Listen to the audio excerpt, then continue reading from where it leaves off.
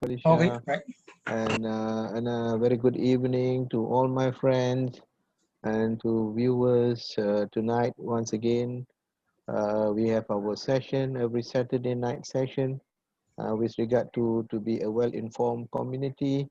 And tonight it is the fourth part of the series on being friendship, courtship, later got into marriage, and then being parenthood. And today I'll be talking about child upbringing and how what are the parents what the parent needs to know about child upbringing. I hope today we can also talk about not only the psychological development of a child, but also the physical health. So I will share my slide now. Uh, okay, the slide is here.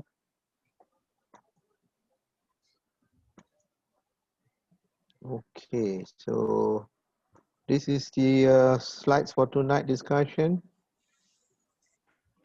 right? So tonight we are talking about the child health. It's about the child upbringing.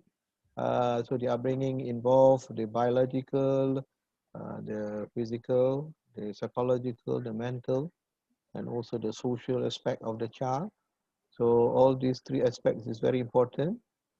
Subsequently, if the child is well developed and well so-called being nourished well with regard to all this health, obviously the child will be a very healthy child and will actually have a very good outcome in adulthood and in the later years of life. So I'll be talking about the psychological health, and Felicia and Francis will assist us with regard to the nutrition and the physical fitness. So basically, when we talk about psychosocial aspect of a child, the psychological part is dealing with the mind, and the social aspect of the child is dealing with basically the relationships. So these are very important aspects that we need to know because the psychosocial development at this stage is very important, and I will go through each and every aspect of the development of the child for the parents to know so that the parent will be able to actually prepare themselves and how to handle the child. So basically, when we are talking about upbringing, it is a very conscious process. We must know what is going on, right? Parent must know. The parent must actually have a goal to achieve specific changes in the child. We are talking about child so-called persona or in the development of child personality later when they were into adulthood, right? So it is not just basically parent provide the basic needs for the child, but it's also the aspect of morality, aspect of physical, aspect of mental function, and actually able to place a child in their adult life very well matched with the surrounding environment that they have.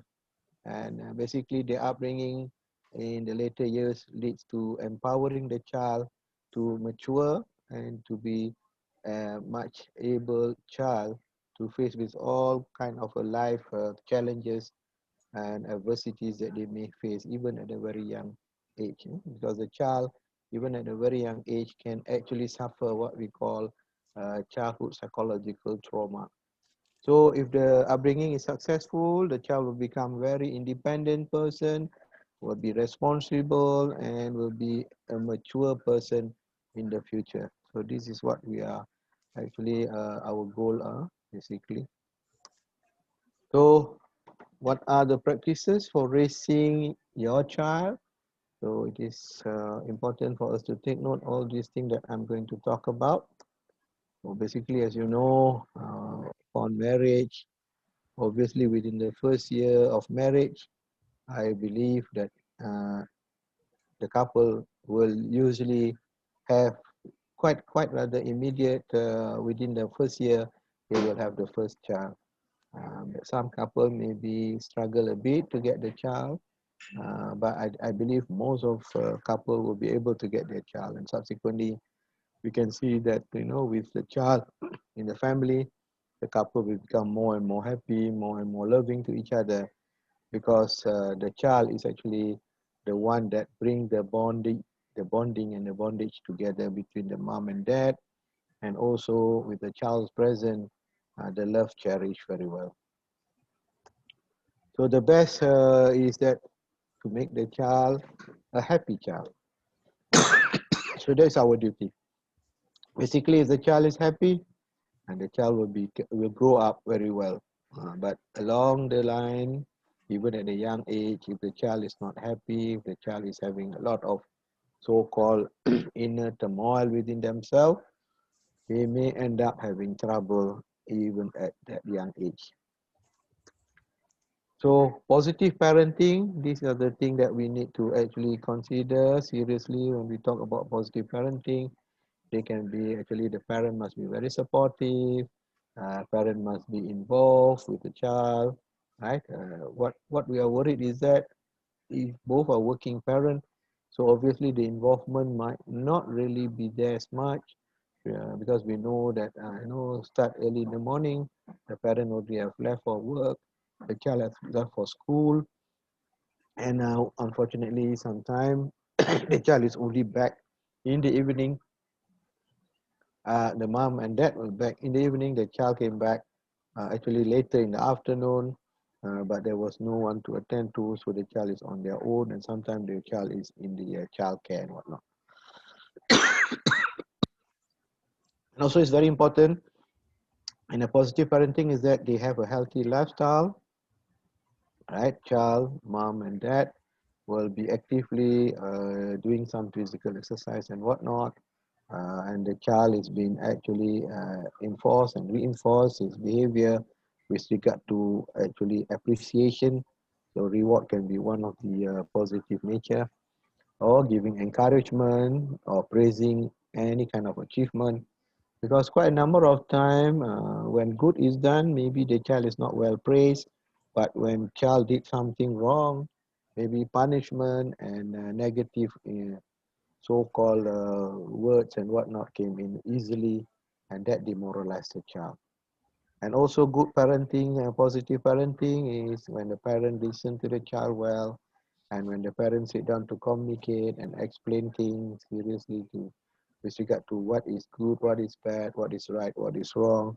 So the child will develop what we call a very high ego self, and subsequently the ego self can develop into ego ideal. That is very important when the child develop to have conscience, knowing what is right, what is wrong. And also the child need to be actually having the feeling of being trusted. So there's no such thing as self blaming the child or negatively actually saying things to the child in that manner, and showing that you are not trusting the child as much. And also you have to be a parent who will inspire, but also you must have set limits and boundaries. As I said earlier, there must be enforcement of rules and regulation within the home with regard to how the child should be in the house, and subsequently how the child should be outside the house when they are with other people around them. So basically, parents are the one who actually mold the child to develop into this kind of a persona or personality traits with regard to how to bring themselves within home and outside home. And also, actually, you have to develop the child to develop passion. I remember the last time around we talked about temperament. So we need to also show them how we can do all those things.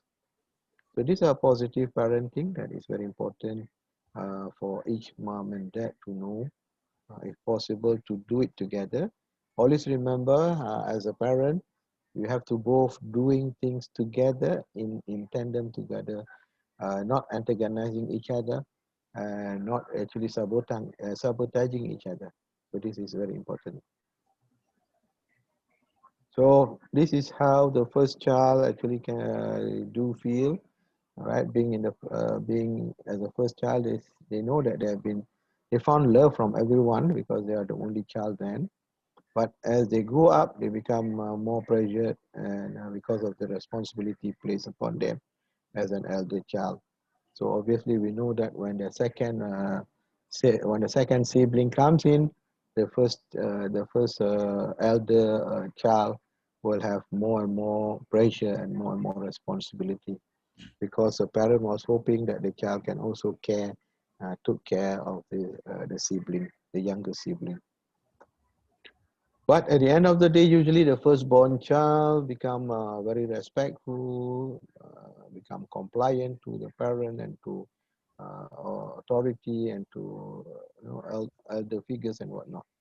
And usually the firstborn child is also a good team player and understand the family very well and do things right, and also may develop a very good person as a problem solver, rather able to use their thinking and their right brain and the left brain situation very well. And usually they are quite reliable. They will take on any task as a firstborn child. Usually they have been in a way molded to become very responsible child. But some may turn out to be serious and some may turn out to be very conservative, being a very quiet person at the end of the day, or being a very strict person in nature. But the second baby, obviously people are saying that you will never be the first, like the first. So I think this is trying to say that once you have the second child or the parent, or being a second baby, maybe the focus, the attention, the love has already dwindled, not as much as what the first child got. So I think this is quite an interesting phenomena, uh, because usually by the time we are quite used to having a first child, the second child we don't give much attention anymore. So this is the issue that sometimes the second child felt that the parent are not giving them due attention. Only the actually the parent were asking the first child to look after the second child. So that is the main issue here. So as you know, this slide shows, the second child keeps saying that I love my sister, but the first child, brother for sale kind of a thing. So obviously there is some issue here.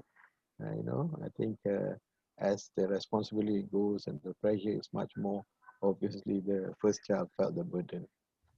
As you can see, there are a few things that could happen in siblings, among siblings. So obviously, the first child, when they are still alone without any other rivalry, so they don't have this element of sibling rivalry between the siblings, the first child and the second child. Or if they have more than two, obviously it can be more complicated. Then there's also what we call sibling jealousy. So the first child may feel that they are not really given as much attention now when the mom has a second baby. So obviously jealousy may come in because the first child, after 1 year of getting all the attention, getting all the so-called attention by the parent, and now mom is actually focusing on the second baby at this stage. So sibling jealousy may come in. Mom and dad must understand that situation. That's why it's very important to actually plan the family between the first child and the second child. If possible, we know I would like to suggest that if possible, not too early to have the second child within the first year or so, because the first child has not really developed much well, and they have actually now have to split the attention between the two. So if we can have, maybe we can try to plan the family, like the first child and the second child, the distance could be more than 2 years. Usually 3 to 4 years will be good, because by that time the first child has got full attention, has developed very well to the age of 4 or so, and subsequently when a new baby comes in, the first child is already going out to kindergarten or to child care or child minder, and they are now focusing on actually activity outside home more, rather than have to actually bear the burden of looking after the second sibling. And also, sometimes parents did not realize they actually develop what we call favoritism. In this case, usually if the first child has been really giving a lot of attention, and subsequently the first child come out to be much, much better as compared to the second child. So comparison comes in, competitiveness comes in. Unfortunately, this subtle aspect of favoritism may come in. So that could also cause problems, psychological problem between the two siblings. And mom and dad sometimes did not realize that, or mom and dad was hoping that by putting the second child or the others that is not really living up to par as the first child. Maybe they were having good intention of trying to build the second child also to become very competitive, but unfortunately they might actually show a lot of favoritism in that sense. They always keep saying that the sister is much better than the others, compare them actually. And there are many things that could actually cause trouble with the family. So one of the things that we are worried is that mom and dad themselves have now, since after marriage, as I said, love is possibly has dwindled into being a routine kind of a relationship rather than cherishing the relationship. So now they've seen each other with different views, with loss of feelings, or with dominance in the family. Sometimes mom or dad can be the over dominant person, or sometimes maybe husband may have trouble with their own life, and so they end up with actually psychological complication. And one of it is possibly element of addiction and whatnot, to drinking, to gambling. So that could be. And parent, obviously, if they don't have child early, without a child, maybe their relationship can be very close. But I think with the presence of a first child, obviously their relationship should be very strong. But unfortunately, sometimes after a while, when they still actually don't have any child, it's quite a childless kind of a marriage, they start to doubt themselves. I think that could be the issue here. That could cause trouble in the family.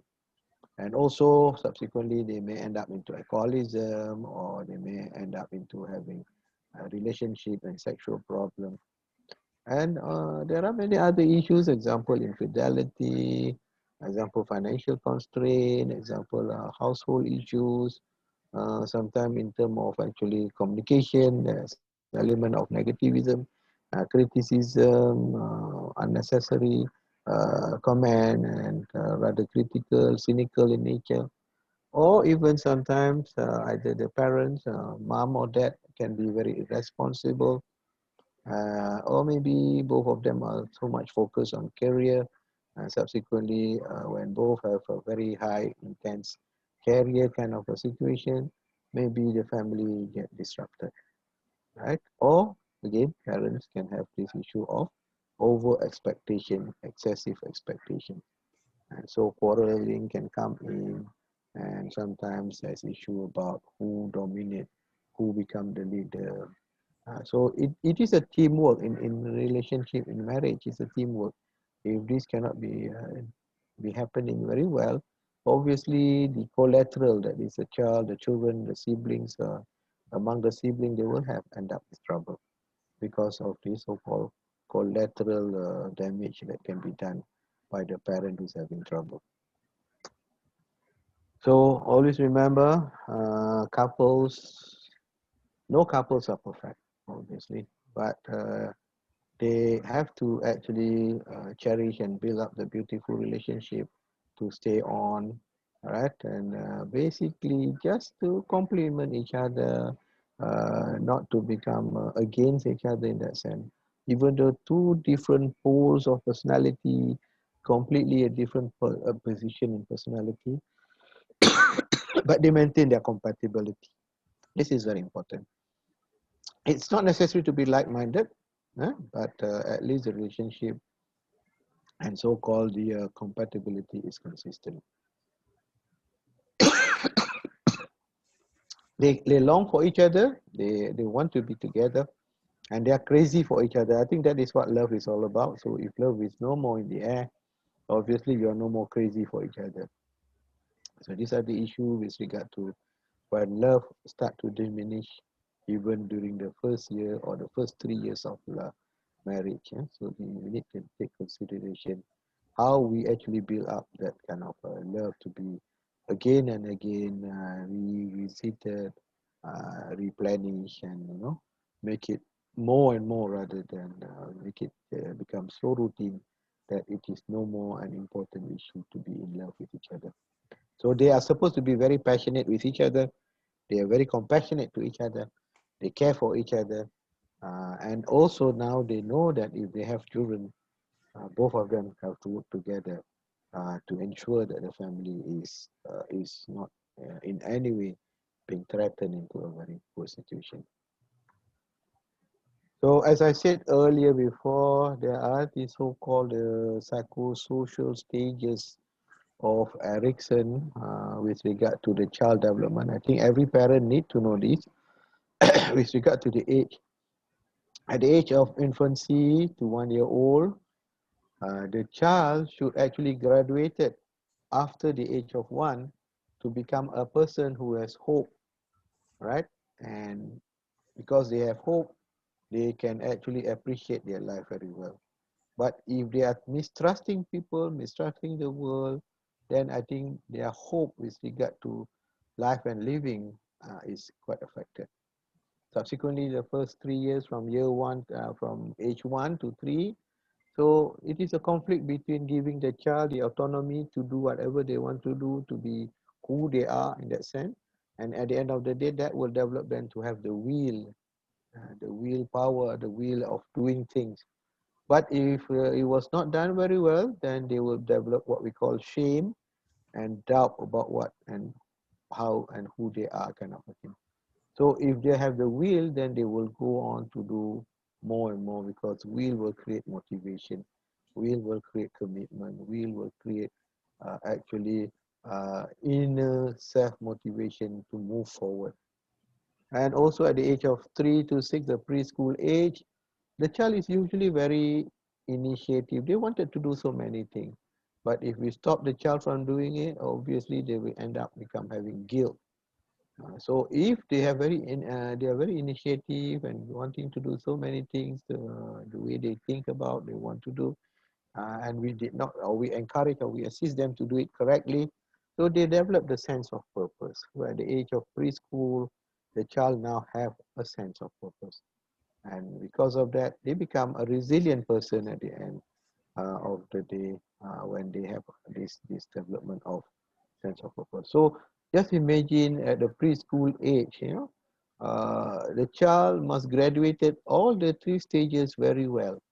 If let's say the hope is not fully developed, so then the child may actually have a bit of mistrust or may have element of mistrust, and that's why then the child is not as much be a positive person. So is with the will, and so is with the purpose. And subsequently, while they go into school, they become industrious, they're very studious, they want to do many things, they want to show that they can do many things. But if we did not allow them, if the school teachers did not allow them to do those kind of things, they develop inferiority complex. If they are industrious and they're able to do and they come out of it very well doing it, they become a very competent person. So this is very important. If the child knows that they can do and they can achieve, then they actually develop competency skills. Subsequently, adolescent, usually adolescent have the problem of, at 12 years old to 19 years old, the problem of identity, who they are, what kind of a person they are. So with identity, then they know first and foremost their sexual orientation, their sexual identity. There's no such thing of conflict. There's no such thing as confusion. So a child need to actually develop to know who they are. And with that, they will develop a person to be very fidelity, a very high level of fidelity, a sense of actually a good sense of self. Subsequently, in early adulthood, usually adolescent from the level of 16, 17, 18 will start to form relationship, and then the relationship become intimate in the early adulthood, 20 onward.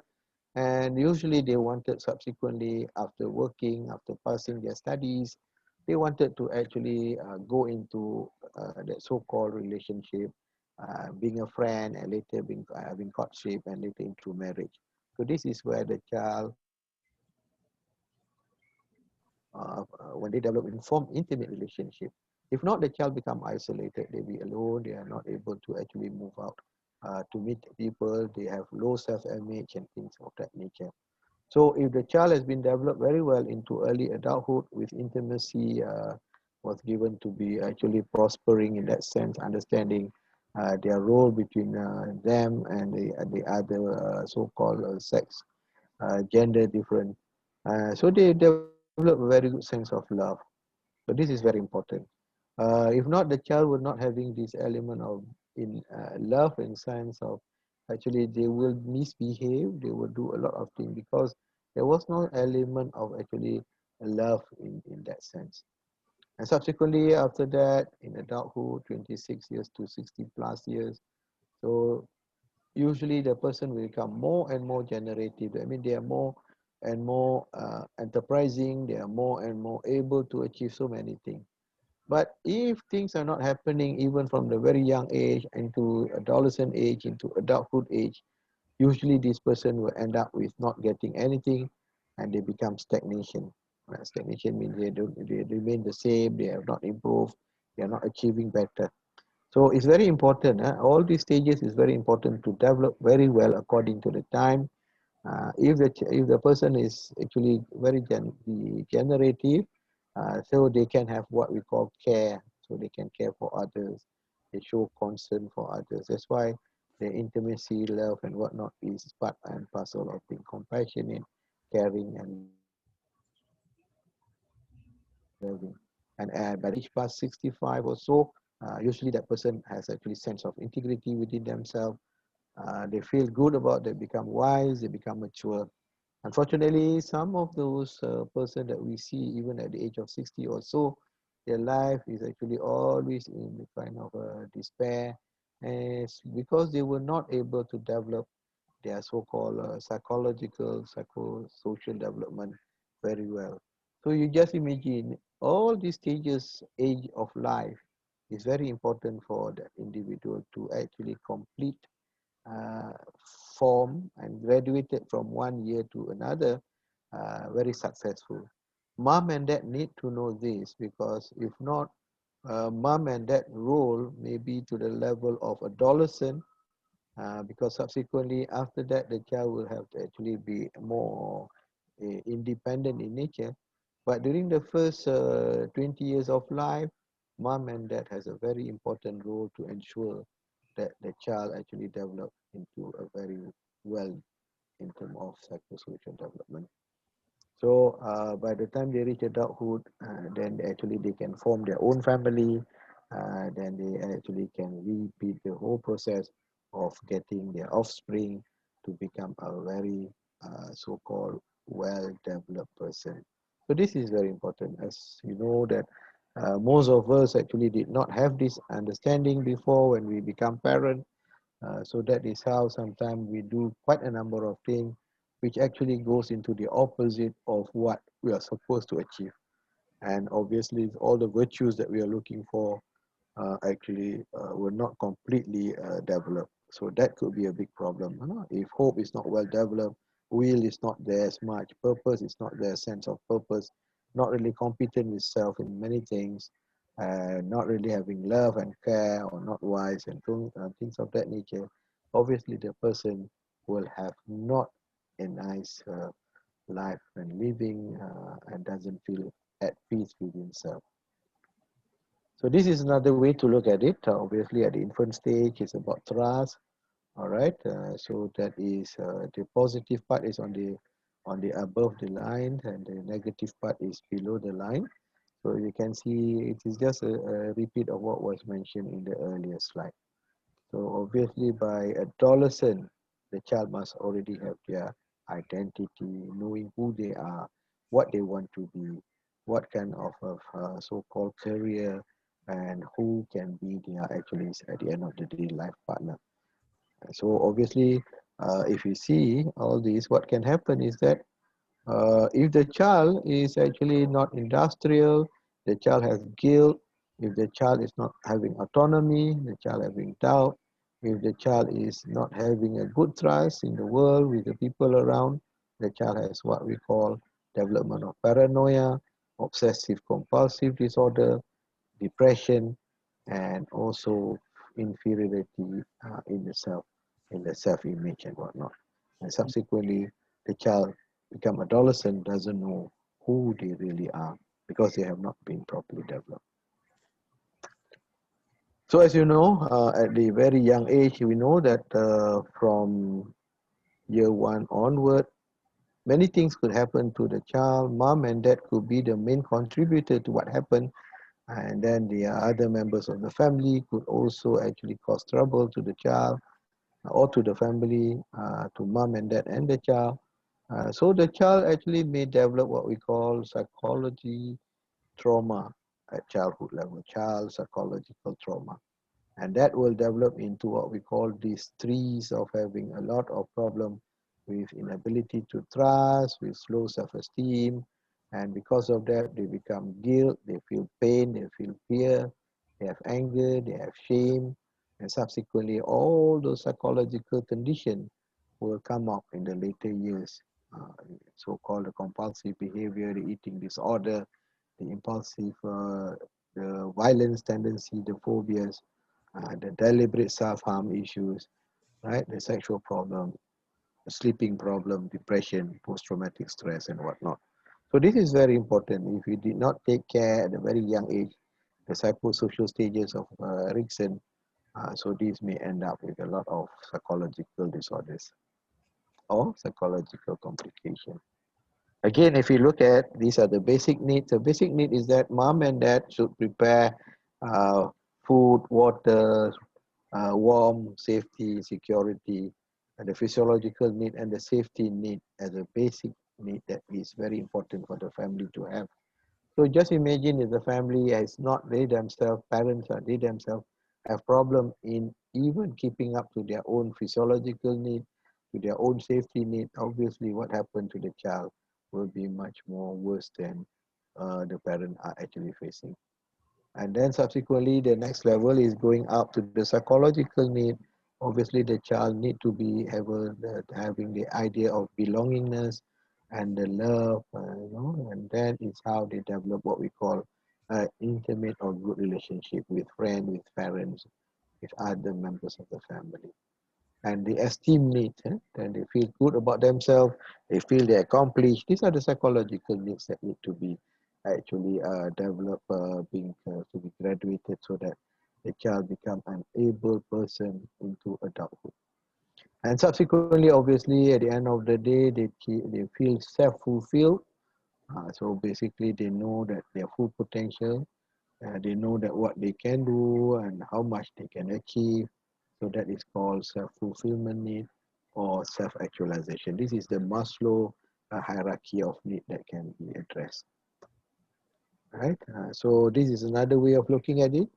So it's very important. The basic needs and the psychological needs need to be addressed by mom and dad so that the child becomes a well able, healthy psychological child, psychologically healthy child in that sense.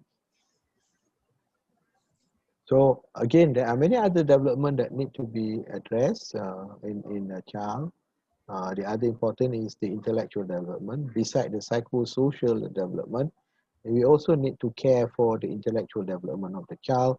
And this refers to how the brain and the mind function, which include the child is able to communicate, the child can think creatively, the child can actually look beyond concrete thinking, the child can actually read behind the line kind of a thing, the so-called abstract nature of the thinking and so-called the child can actually understand things that is not being shown right in front of them, but they can actually interpret what is beyond.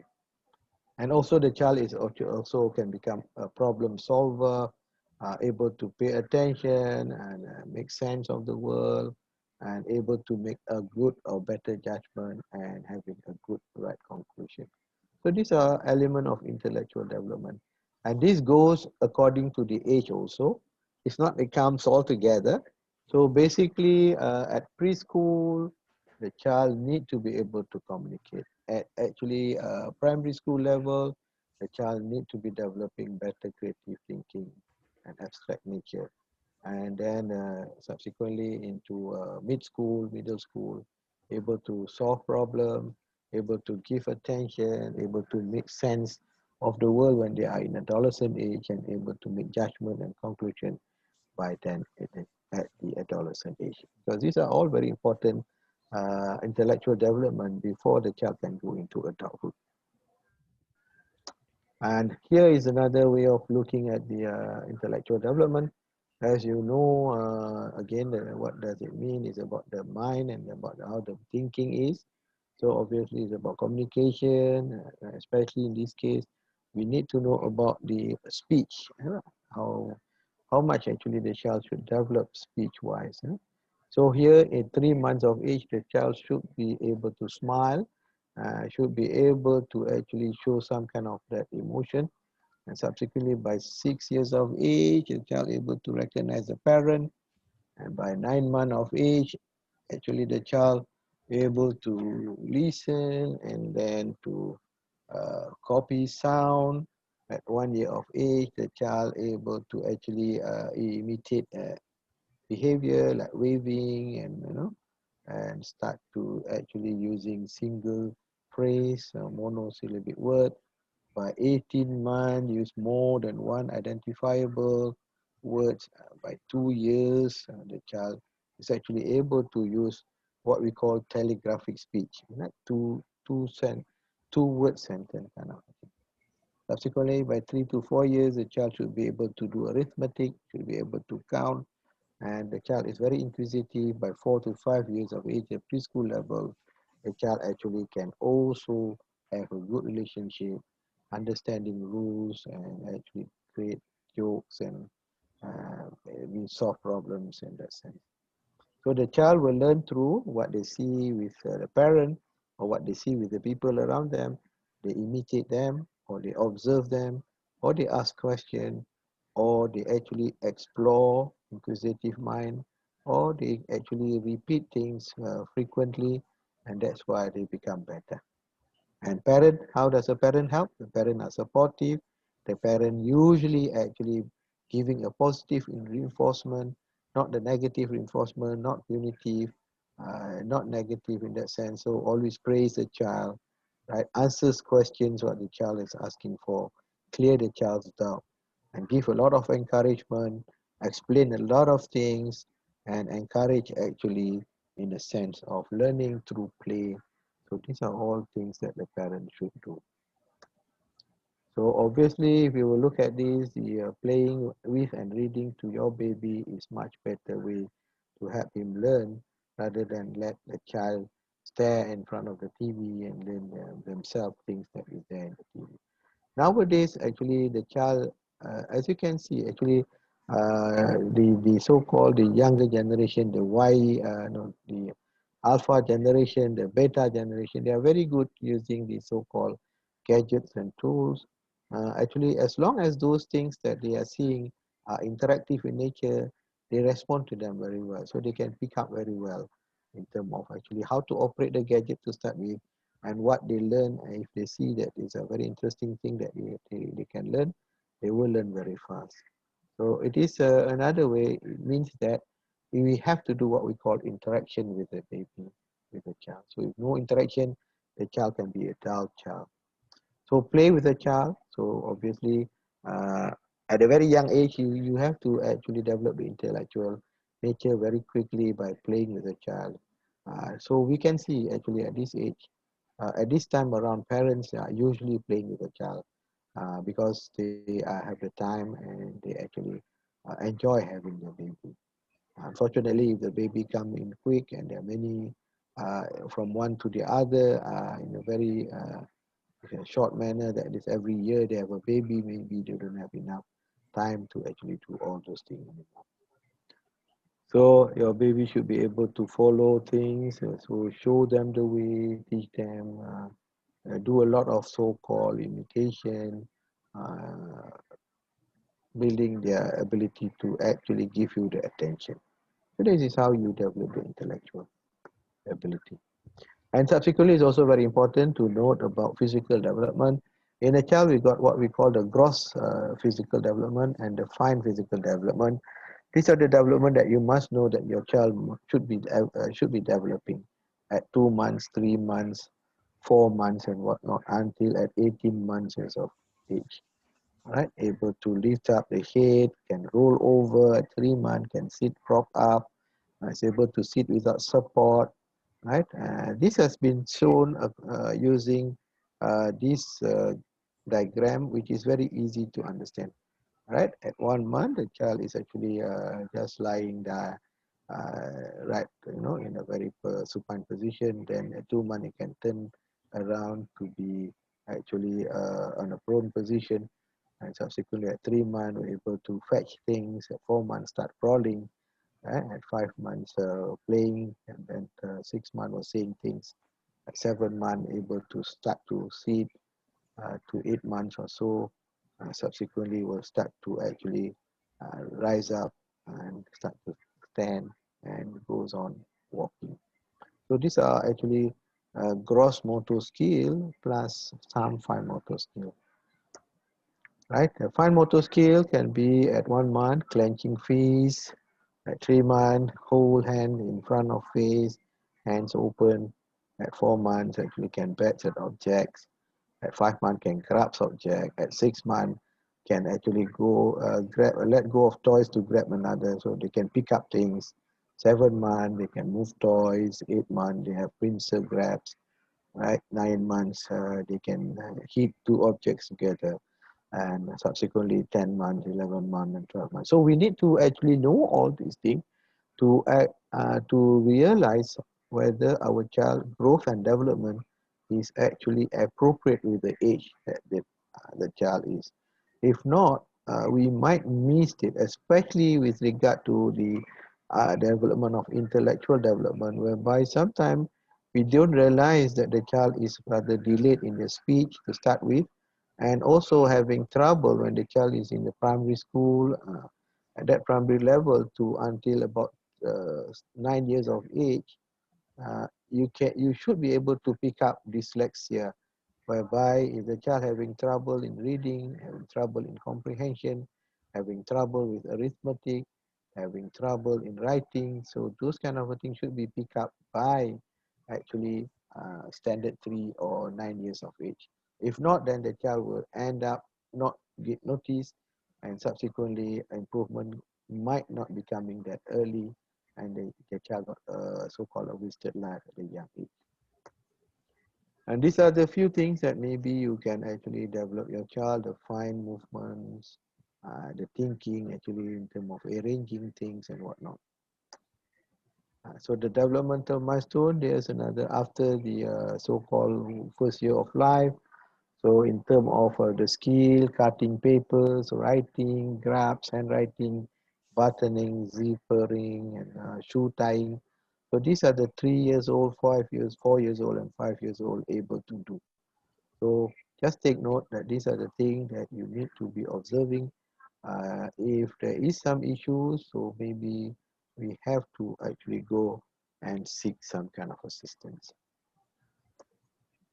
Right? So this is another graphic diagram indicating what the child can do at the first 1.5 years, and then subsequently into the second at 2 years old, and from 2 years to 3 years of age. It's very important for we have the parent need to know. Okay, so that is with regard to child health, especially for me, the psychological health and also the social health that the child need to develop. There are other two development that possibly not at this moment for me to discuss. One is about the psychosexual development of the child.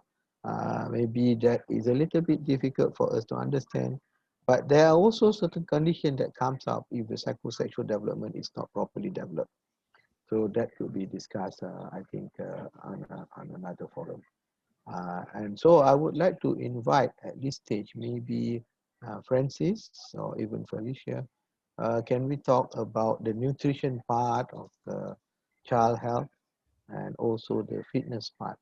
Because I think if parent did not cover this part, the child could be around. Nowadays, we see a lot of child having obesity at a very young age.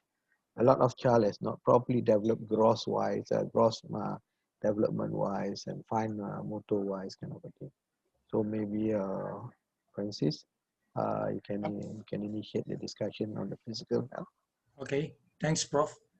Yeah. Wow. It's amazing.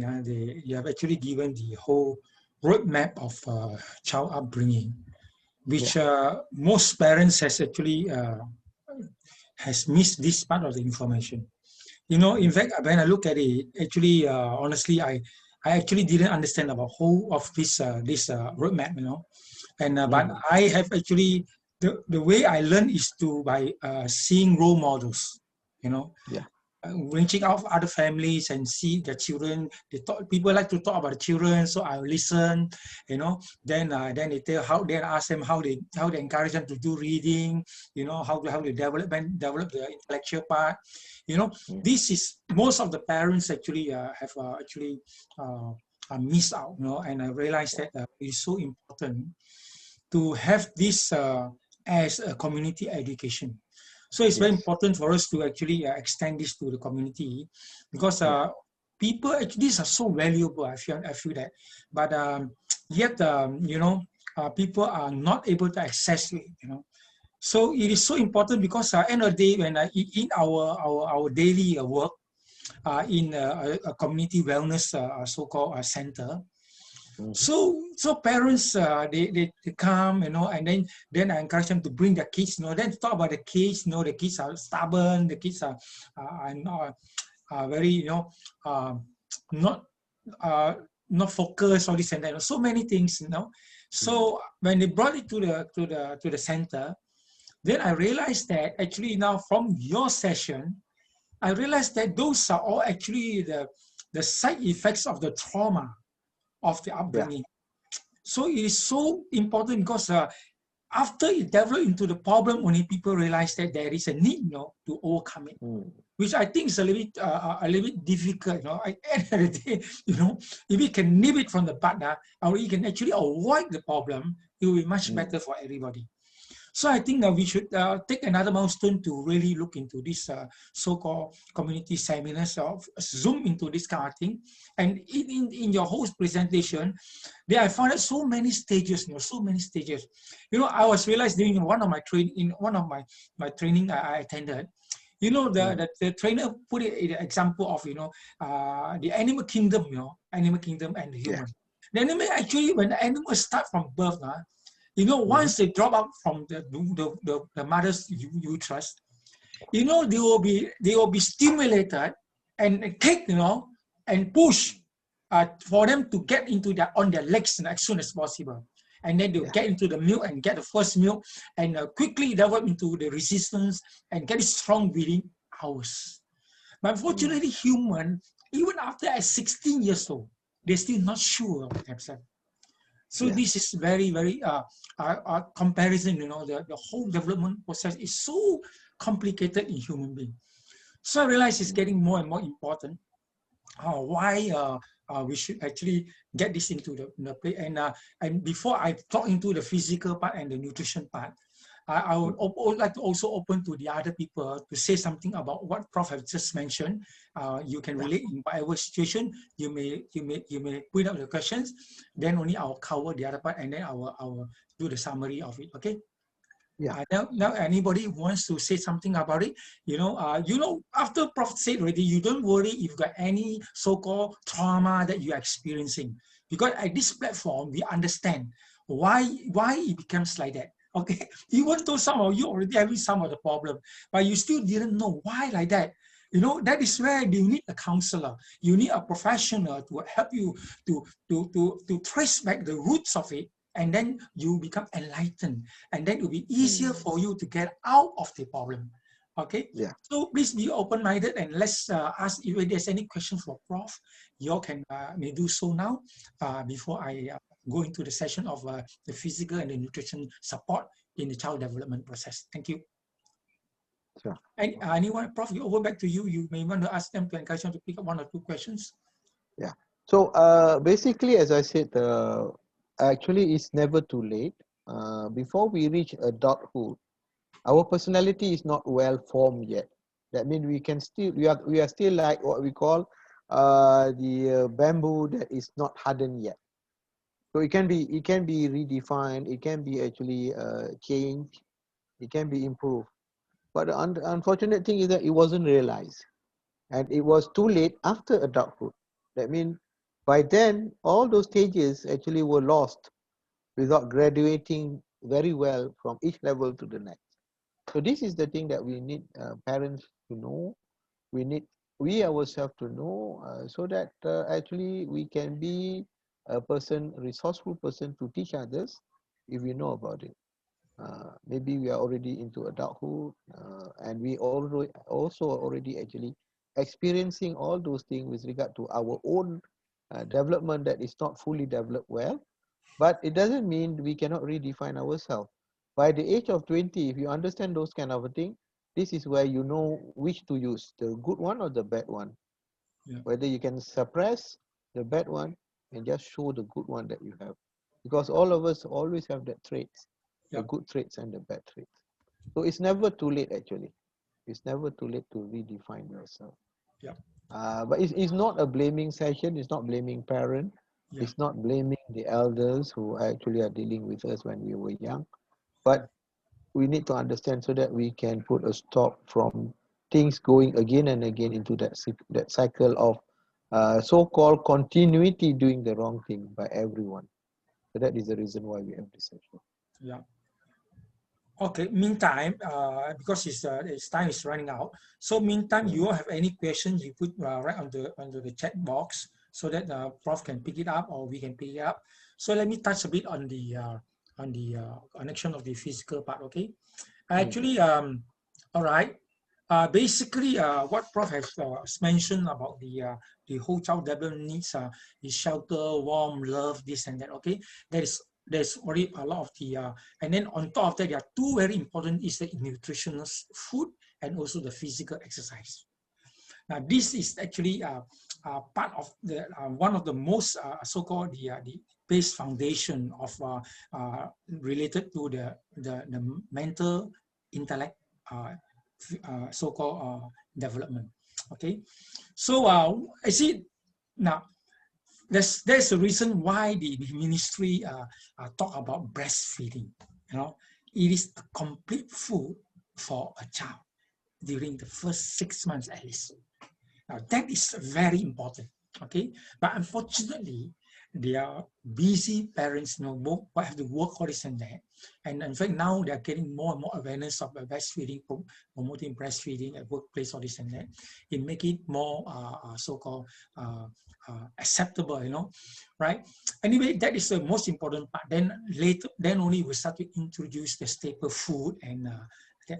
Now, okay, end of the day is actually we ourselves as a parents or adult, we must practice first correctly. Now, if we are not able to do it correctly, we not because the kids will follow exactly what you eat and what you do. You know, that's why the CEO of the house, you know, is the kitchen. You know, the kitchen control everything. You know, if the kitchen is cooking whatever thing on the table, the whole family is the same thing. So that's why they say the whole so-called you are what you eat, and end of the day the result comes like that. But that doesn't mean we cannot do something about it. You know, that's why it's important to able to identify, you know, if things are not right, symptoms of so-called of malnutrition or so-called or inactivity. We need to just to reflect, and we need to go out there and do something about it. Okay, so I would say that I would like to use the word called heal, H-E-A-L. Now, H-E-A-L, everybody can be healed or heal everyone in the community. It simply means healthy eating, H-E, active lifestyle, A-L. Okay, so it's healthy eating, active lifestyle. So if you can have the mindful eating, you should be able to pick up healthy eating. Okay, so healthy eating is actually a lot of so-called mindfulness. If you look at things that is high in sugar, high in salt, high in fats, okay, preservatives, you know, read not the calories, read the chemicals in any of the food. Okay, so it's important for us to keep our body optimal. Certain amount of food of so-called contamination in the food, our body can handle one. But you are dosing it, overcharging it, then it cannot handle. So it's important to have basically have a colorful meal, okay? You have the suku sparrow, and then there's quarter of the carbohydrate, quarter of the protein, and then all the veggies, 50% where you get the minerals and the vitamins. Okay, you can choose to what called raw, you know. If you can't eat too much, you can blend, you can drink. Okay, so I do that every day. I do that every day for over many years already. So it's okay to take blend your fruits, especially in the first meal morning. That's where you get all the natural vitamins and minerals. Okay, there's and then you increase your fiber intake, your bowel movement will be very good. Keep your guts clean, just like the psychological part. The trauma is the roots. Okay, then all the manifested problem are the fruits. You see, so you want to correct the fruits, you must go back to the roots. So it's the same thing also in the human body. You must get into your guts correctly. All the understanding of the guts is very important. First of all, the guts is already, you know, especially the small intestine have all the digestive enzyme and the villi are there to absorb, you know. So you have to keep this healthy. So you keep dosing the wrong nutrition, and then they get damaged over the years. And then you come to the colon. The colon is about your height, about our height, okay? So they're about 6 feet long. And if you don't have enough fiber, it doesn't bulk. It doesn't bulk. That means it doesn't push out all the so-called the waste of the waste product of after digestion. And those are all toxic bacteria. They are very high in bacteria, bad bacteria. They're very high in also toxic chemical. So if the evacuation or the movement of the bowel is not moved properly, and then you will be stored, you know, and then it will be so-called, in another term we call auto-intoxication. It can actually be absorbed in back to the body and overcharging your liver. And then that's where you slow down a lot of things. So it's so important to have high fiber, okay? Eat a lot of fresh, so-called greens, okay? And drink enough water. So that keep your gut, and then also, of course, probiotic is very important. Those are microbiome. When you have enough fiber, okay, not too much of sugar. Food sugar is good, and fiber, because these are the housing material for the good microbes into your guts. Then the microbiome will grow. All the positive good microbiome will boom there, you know, boom there, and it will really protect you, you know, and balance up the pathogenic or the bad bacteria. So from here you can observe symptoms like your stool is too smelly or very dark color, you know, or you're able to sense that. So you be quickly mindful about that. Then you go and revisit what you eat yesterday or 2 days ago. Okay. Then if I eat too much of meat, I'll go back to a lot of greens. Okay. Now come back to kids. Okay. Come back to kids. Kids actually they also have a set of emotion. So it's important that when they have sign of so-called they are picky, so you have to play tricks with them. So you need to promote food in front of them. So if let's say you are also selective, the kids are also selective. So it's good to have a meal, so-called a prep meal, in the sense that you have mixture of greens, veggie, you know, meat stuff and rice. So you have to start from there, and eventually, you see, they will learn, they will eat what you give. So, but we are very emotional, so we thought it's okay, you know. And then when they grow up a little bit, then they have more demand. So, and then all of the so-called the advertisement out there, you know, the fast food channel, they will start to, you know, to actually influence your kids, you see, and to go, you know, because they know the consumer is the kid, the paymaster is the parent. So they cannot get the parents to buy because everybody is talking bad about fast food. So they got to subliminally affect the kids through advertisement. So the advertisement say, oh, come, let's go. And then they will start doing it. So when you go there, then the problem begins. In the house, for one example, in the house, we don't say, Mom, I want orange juice, you know, give me a soda drink, you know. You don't do that, right? You just put plain water, okay? Okay. Then when you go out there, all the businesses will start to tell you, you want this juice, that juice, you know, all kinds of things, you know, and this soda, that soda. So if you don't make up your mind, you go over there, then you see the child also will demand differently when they're outside. When they're home, they don't do that. So they say again, this is called, you must observe the behavior. If you allow that to happen, once you allow that to happen, then a lot of problem will go on, because eventually you don't give it to them, then they will throw tantrums. There are a lot of problems, then you feel shameful, then you will start to allow them to play. Then they ask more, one more, mom, can I have one more? You know, after one burger, they have another one. So you see, overeating is another problem. So if you have a so-called the meal on time, okay, the so-called the composition of your food is balanced, normally, the demand on this so-called high calorie, high sugar food are limited. They are all controlled by the macro nutrients in the body. When these are depleted, then the physiology change, and then the chemistry change. So the different set of hormone coming out, more craving, more hungry, you know, all these have actually interrelated to the food intake. So that's the reason why we're going to go back to basic, eat correct food composition. Okay, the minerals and the vitamins of the macronutrient, the carbohydrate, the fats, the vitamins, these are all important things. We must have it. Otherwise, they will be off balance, then they will go into craving. Okay, now back to on the physical part. Physical is very simple. First of all, we must find time for ourselves, because a physical activity is actually a very good bonding time for parents and kids. It's very important. You see, I personally don't have a good childhood time. So when my daughter is with me, I make sure that she will get exposure the best. So she's the only child. So what I do, I send her to the nephews and the niece. So they play mahjong, you know, everything. Then I will drive all of them to the swimming pool. You see, so I let them go and play around all this, and you know. So from there, the water therapy will take place, and then it's very important to get the kids to swim. And then you also make sure you also can swim with them. That is the best part.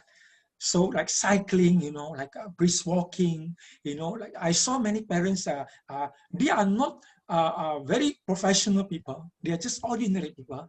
I observe their behavior. I go to the kinder, I mean the park. Then I talk to these parents, you know. I find that they are busy, but they still find time, you know, to play with the kids, you know. So I appreciate them. I congratulate them to reinforce that. These are good examples. Sometimes I take picture, I post into my Facebook, and let create the awareness of why this little quality time, it makes a lot of difference. If you do every weekend, it's already very good. If you can do more than that, it's even better. So sometimes start the day with some involve your kids, especially get them to wake up early with you, you know, to do some exercise. If the outside is not permitting, home exercise also can be done, you know. Get into the YouTube, some of the very good so-called body movements for kids, okay? Just play with them, and then we get healthier, they get healthier, then the rest will be very good. So I think end of the day, then get them to do more activities, then involve them with some sport. You never know, they will pick up some of the so-called sports. And then from there, we will observe if they can be developed, then we will send them to the respective coach to get them into develop that kind of games or that kind of sports that they like. So these are part of the parents' so-called awareness of physical activities and mindful eating, and then make sure that, you know, end of the day, the symptoms are very clear. If the kid, you observe their weight, very important. Observe their weight, observe their physical activity. If the physical activity is low, normally the weight will be high.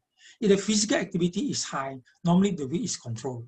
It's like that. So you can actually educate them to eat on same table. Very important to dine together. You don't allow them to sit in front of the TV or with the handphone on, because you can't educate. Because in the dining table, that is the best part to communicate. Then that's where you were able to observe behaviors, and you can actually intervene a lot of things there. Okay, so it's important to do things together, and we correct ourselves. If they are overweight, then don't try so-called. Don't worry. Okay, don't feel shy, don't be shameful about your kids being fat. I was a fatty boy.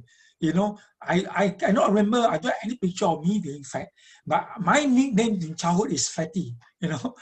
So I tell my daughter, she cannot believe how come, you know. So actually I have lost a lot of weight childhood until now, but I don't have the proof now. Okay, so this is it. Nowadays, you will surprise, you know, city people, okay, kids are more fatter than the so-called Rural. rural. But now it's not so, because I Yes. people complaining my kids are also fat. I say, how come? He said, because the fast food already went to the place. They'll be very careful. So these are being bombarded, okay, but we got a choice, okay, make healthy choices. Okay, that's how you mix the group. You come to centers like us, you attend to this sort of talk. We have so-called health centers, where the socialization, wellness society is there. So please, if you have any questions or whatever it is, so you get into our thing, you can, by all means, you talk to us, then we can at least give you some opinion, how to go about it, what to do about it. At least you know, then you feel more confident in bringing up the kid in a very safe and a very healthy environment. Yeah. Okay. So thanks, Prof. Back to you. Okay. Anything to Yeah, add yeah, on? I just want to add on. I think what is happening right now, we have what we call the family culture, Yeah. and we have what we call the social culture. Unfortunately, our family culture match with the social culture, that is what we call sedentary lifestyle, overeating, and whatnot. I think now we have to focus on individual family Yeah. to actually not to just fall into what we call the normal culture that has been dictating us things that we say because of the so-called life, the fast-paced life. We got no time to actually cook at home and Yeah. things like that. I think it's already an culturalized kind of situation Yeah. so badly that we are stuck in that culture. But Yeah. actually, it doesn't mean we have no choice but to actually stand on our own and the family to work this thing together. I think now there's a bigger group movement that actually are going against the culture that is causing health issues, uh, physical health issues, psychological health issues. I think we should be joining that kind of a group rather than going into this normal situation whereby we let our life being dictated by other people. Yeah. I think that is important, I would say. But as again and again, it's about knowledge, it's about looking for knowledge, it's about wanting to have the knowledge, it's about wanting to make the change, Yeah. it's about you making the choice, as you say. Yeah. So be mindful about your choices. Yeah. So I think that is So from yeah, me good. for the Is moment. there? Let me just look at the chat box. If there's any question? Okay, there's no question, no problem. So all right. Thank you very much, guys, gentlemen, ladies. I hope you all have benefited from this, and then this is a program called Ask the Experts, bringing to you, brought to you by the feed unit and in collaboration with the this PRKPP. PRKPP, the Pertubuhan Rakan Community Pendidik Kempera, and so we'll have it on every Saturday. If there's any changes, we'll let you guys know. So when we post, please share the link and share with another person so that hope everybody can benefit from it. Okay. So with this, we will call this session ending. And thank you so much. And we will see you next round. Okay. Good night. All right. Okay. Thank you so much, Francis, Felicia, and Jasram, Nuri. I'll see you again next week. Hopefully, more and more discussion can come in. Right. All right. Bye. Bye. Thank you. Good Thank night, you. everybody. Good Thank you. Thank night. you. Thank you. Okay. Thank you.